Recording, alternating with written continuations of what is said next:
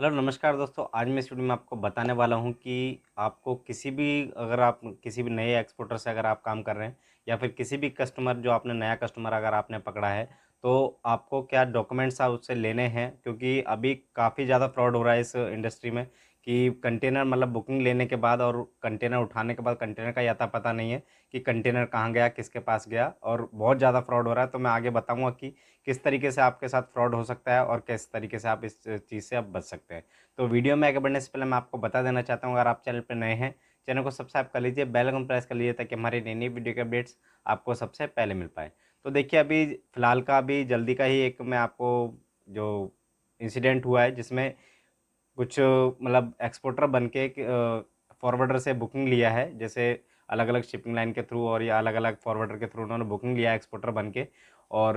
जो जिनसे भी वो बुकिंग लिया वो नए मतलब फॉरवर्डर थे, और जिनको ये नहीं पता था कि किस तरीके से हमें मतलब प्रोसेस करना चाहिए अगर किसी भी नए एक्सपोर्टर के साथ अगर हम काम कर रहे हैं या फिर किसी भी नए कस्टमर के साथ आप काम कर रहे हैं, तो किस तरीके से हम लोगों को कंटेनर की बुकिंग उसको देना चाहिए, क्या डॉक्यूमेंट्स हमें लेने चाहिए जिससे हमें आगे मतलब अगर कंटेनर मिस हो जाता है और या फिर कंटेनर नहीं मिलता है, कंटेनर पिक होने के बाद कहाँ गया, वो उसे ढूँढने में हमें बहुत मतलब काम आएगा। तो देखिए, अगर आप किसी भी एक्सपोर्टर से अगर मतलब आप काम कर रहे हैं, फर्स्ट टाइम आपने काम शुरू किया है या फिर आपने फ्रेट फॉरवर्डिंग का काम स्टार्ट किया है, तो आपको किसी भी अगर जो भी एक्सपोर्टर है, आपको कोई भी एक्सपोर्टर मिला तो आपको क्या करना है, सबसे पहले उसका जो बुकिंग देने से पहले मैं आपको बता रहा हूँ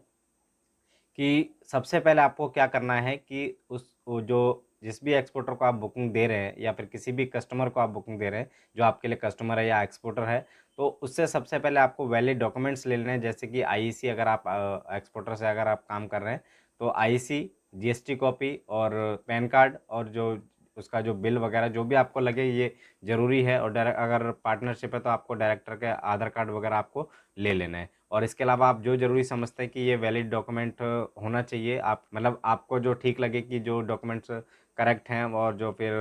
वैलिड डॉक्यूमेंट है जो आपको लेना चाहिए, आपके समझ में आए, वो आपको डॉक्यूमेंट्स उससे ले लेने हैं, ताकि अगर आप कभी भी जैसे भी किसी भी एक्सपोर्टर को आप उस एक्सपोर्टर को अगर आप बुकिंग दे रहे हैं और कंटेनर उठाने के बाद अगर मान लीजिए वो एक्सपोर्टर मतलब कंटेनर उठाने के बाद गायब हो जाता है, आपको पता ही नहीं है, आपने विदाउट डॉक्यूमेंट्स अगर आपने जो बुकिंग दी है और कंटेनर पिक करने के बाद मतलब कंटेनर जगह अगर आप जो बुकिंग अगर एक्सपोर्टर को आप दे देंगे तो कंटेनर पिकअप का उसको ऑथराइजेशन मिल जाएगा, जिससे वो उसके सर्वेयर से कंटेनर उठा के वो भाग भी सकता है। ठीक है, तो जो डॉक्यूमेंट्स आप लेंगे तो डॉक्यूमेंट्स लेने के बाद आपको वो डॉक्यूमेंट्स हैं वो आप चेक कर लीजिए थ्रोली, आपकी उस कंपनी में जाके भी आप पता कर सकते हैं कि ये, और या फिर ऑनलाइन भी आप सर्च कर सकते हैं कि डॉक्यूमेंट्स वैलिड है या नहीं है। ठीक है, तो उन डॉक्यूमेंट्स को कंफर्म करने के बाद ही आप हो सके तो वो बुकिंग दें, वरना उससे पहले आप बुकिंग ना दें, क्योंकि आपके साथ मतलब अभी जो फ्रॉड हुआ है लुधियाना में, जो 200-300 कंटेनर का मतलब बिल्कुल बुकिंग उठाने के बाद सारे 200 कंटेनर गायब हो गए, और यही नहीं पता कि कौन से एक्सपोर्टर ने जो बुकिंग ली है, कौन मतलब उसका एक्सपोर्टर है, कौन फॉरवर्डर है, उसका आता पता नहीं है। सिर्फ मेल डाला, एक मेल आया और अलग अलग शिपिंग लाइन से और अलग अलग फॉरवर्डर से उन्होंने बुकिंग ली और कंटेनर पिक करके कंटेनर गायब कर गया, और उसके बाद कोई मेल का रिस्पांस नहीं, कोई कुछ नहीं। और डॉक्यूमेंट जो दिए थे वो बिल्कुल मतलब ऐसे थे, उसमें कोई भी करेक्ट डॉक्यूमेंट नहीं थे, और अगर वो चेक किया तो उसके बाद वहाँ पे कोई भी मतलब जो एड्रेस प्रूफ था जो भी था वहाँ पे कुछ नहीं था। तो जो कंटेनर थे वो बिल्कुल गायब हो चुके हैं, और वो कंटेनर्स अभी मतलब एक्सपोर्टर का पता नहीं है। और तो तब इसीलिए मैं आपको बोल रहा हूँ, अगर आप किसी भी एक्सपोर्टर के या कस्टमर को आप जो बुकिंग दे रहे हैं तो आप उसका जो डॉक्यूमेंट्स है वैलिड डॉक्यूमेंट लीजिए और चेक कीजिए थोड़ी जाके, अगर हो सके तो आप जाके चेक कीजिए, उसके बाद ही आप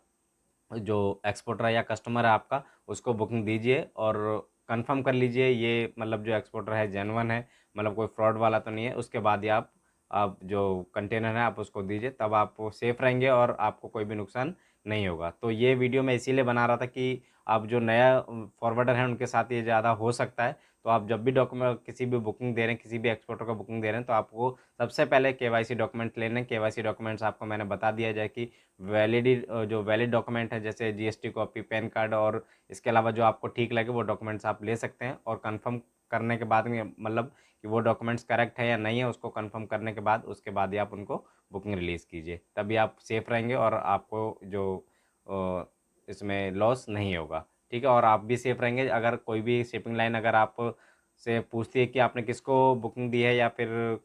जिसको भी आपने बुकिंग दिया है उसको आप उसके डॉक्यूमेंट्स उसको दे सकते हैं, जिससे आप बिल्कुल सेफ रहे। तो ये केवाईसी डॉक्यूमेंट्स बुकिंग लेने से पहले या बुकिंग देने से पहले आपको उसको जो जिस भी एक्सपोर्टर या किसी भी कस्टमर को आप बुकिंग दे रहे हैं उसके केवाईसी डॉक्यूमेंट्स आप ले लीजिए, उसके बाद ही आप बुकिंग रिलीज़ कीजिए। तो इन्फॉर्मेशन अच्छी लगेगी तो वीडियो को एक लाइक जरूर कर दीजिएगा, चैनल को सब्सक्राइब कर लीजिए, बेल आइकन प्रेस कर लीजिए, ताकि हमारी नई नई वीडियो के अपडेट्स आपको सबसे पहले मिल पाए। तो इस वीडियो में इतना ही, तो मिलते हैं नेक्स्ट वीडियो में एक नए टॉपिक के साथ। तब तक के लिए धन्यवाद।